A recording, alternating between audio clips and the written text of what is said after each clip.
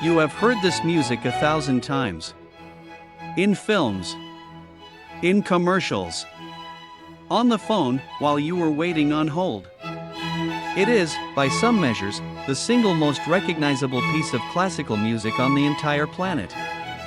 But here is the secret that almost no one who hears it knows. This music is telling you a story. A precise, detailed, vivid story hidden inside the notes.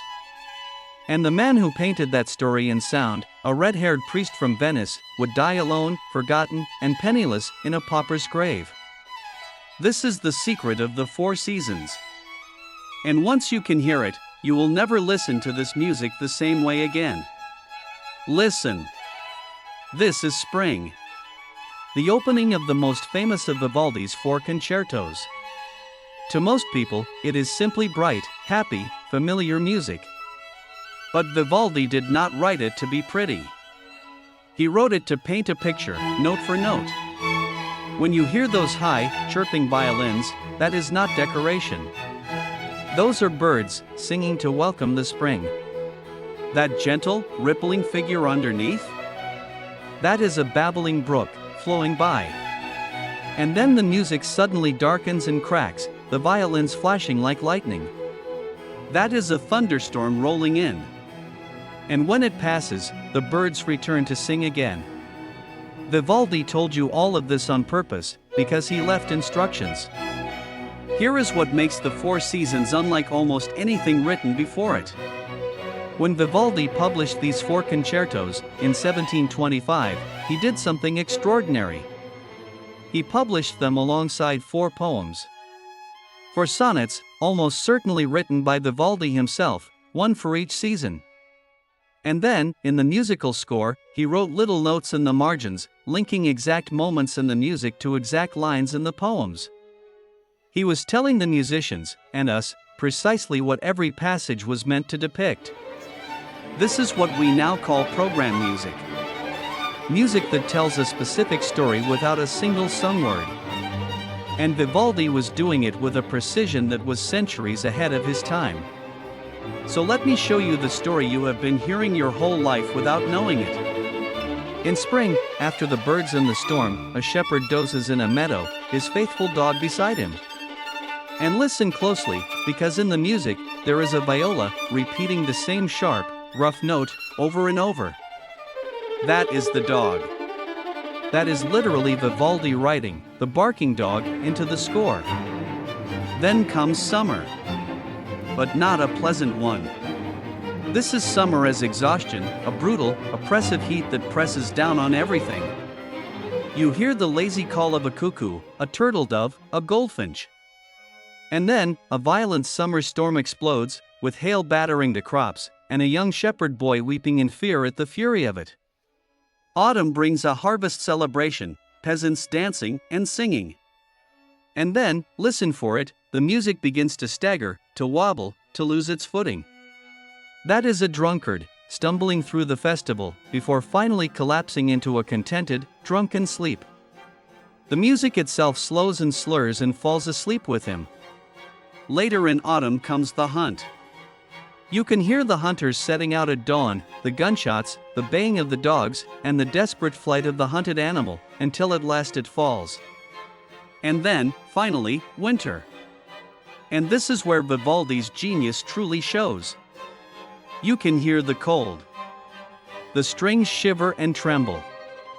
You can hear teeth chattering, feet stamping on frozen ground to stay warm, the icy wind howling. And then, one of the most beautiful moments in all of music. We step inside, by the fire, warm and content, while outside the rain falls gently against the window. And then, back out onto the ice, walking carefully, slipping, falling, getting up again, as the ice cracks and the winds of winter make war in the sky. An entire world, an entire year of human life, painted in nothing but the sound of strings. So who was the man who could do this? His name was Antonio Vivaldi, and he was one of the most extraordinary figures of his age. Born in Venice in 1678, he trained for the priesthood and was ordained. And because of his flaming red hair, all of Venice came to know him by a single nickname: the Red Priest. But there was something strange about this priest. Almost as soon as he was ordained, Vivaldi stopped saying Massachusetts. He claimed it was a tightness in his chest, a condition that left him short of breath. Whatever the true reason, he largely set aside the duties of the priesthood and poured himself, completely, into music. For much of his life he worked at a place called the Ospedale della Pietà, an institution in Venice for orphaned and abandoned girls. There, Vivaldi trained the young women into one of the finest orchestras in all of Europe. People traveled from across the continent just to hear these orphan girls perform, often hidden behind screens, playing music of dazzling difficulty and beauty that Vivaldi wrote especially for them. He was astonishingly prolific. He composed something like 500 concertos, dozens of operas, a flood of music. In his lifetime, he was famous across Europe, his work admired and copied everywhere, even studied and transcribed by a young Johann Sebastian Bach. And that is what makes the end of his story so hard to bear. Because fashion is cruel, and it is fickle. As Vivaldi grew older, musical tastes began to change. The bright, energetic style he had perfected started to sound old-fashioned to younger ears. His fame, which had once filled concert halls across a continent, began to fade. The commissions dried up. The money ran low. And so, late in his life, Vivaldi made a desperate gamble. He left Venice, the city that had made him, and traveled to Vienna, hoping to win the patronage of the Holy Roman Emperor, Charles VI, who admired his music. It was his last great hope. But not long after Vivaldi arrived, the emperor suddenly died. And just like that, Vivaldi's final hope died with him.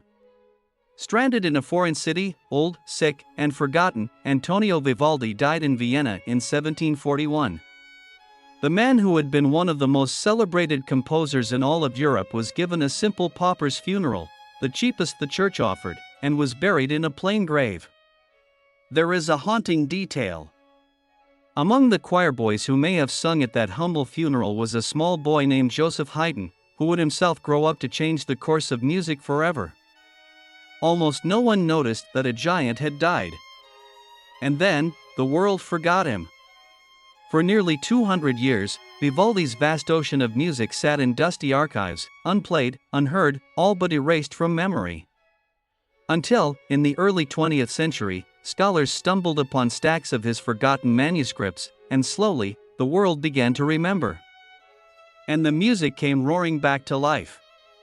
Today, that same Vivaldi, who died with nothing and was lowered into a pauper's grave, has written what is now the most recognized classical music on earth. His Four Seasons plays, every single day, in a billion places he could never have imagined. So what was Vivaldi's music really hiding, all along? It was hiding the whole world.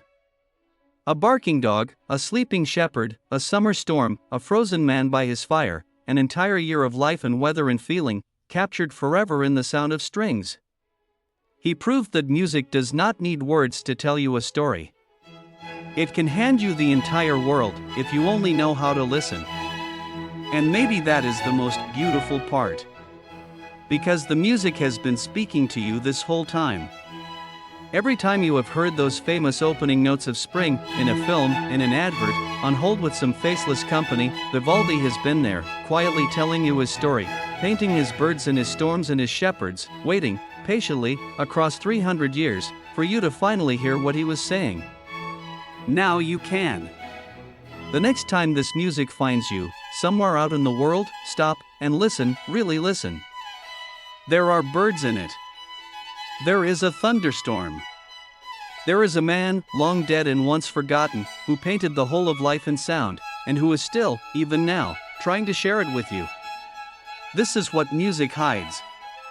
If this story moved you, subscribe, because every week we uncover another secret hidden inside the music you already love.